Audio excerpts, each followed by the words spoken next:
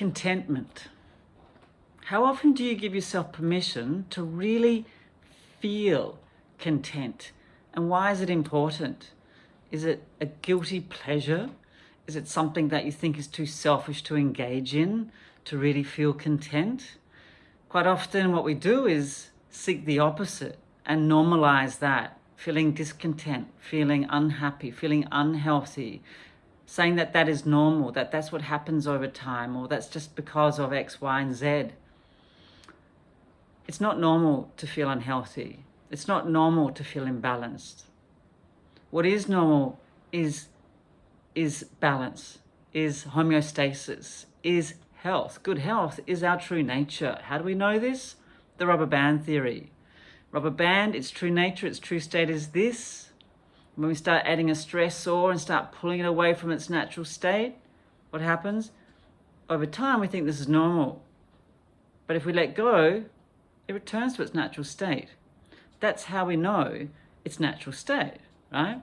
This isn't normal. Chronic conditions are not normal. Even though this might have happened over a long period of time and it's happened for a long period of time, it doesn't mean it's normal. So consider what you think normal to be, and why not have it be contentment, balance, health. It's not hard.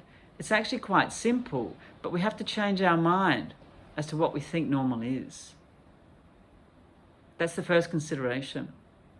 So this is why practicing contentment is so important, because now we can identify the difference between feeling content when we practice it often to feeling discontent.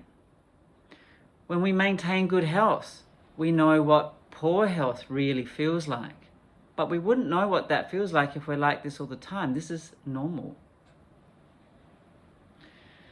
So practicing contentment regularly becomes now your new normal. Now that is a great normal to have.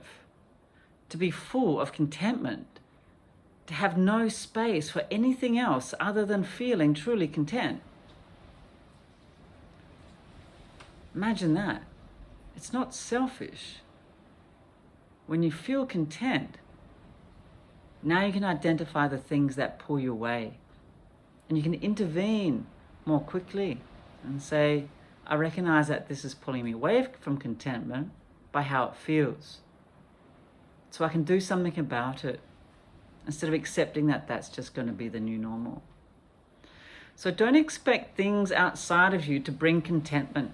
And this is a really great understanding to have, is that if we depend on people to make us happy, things to make us happy, events like a holiday, then I'll be content once I get away.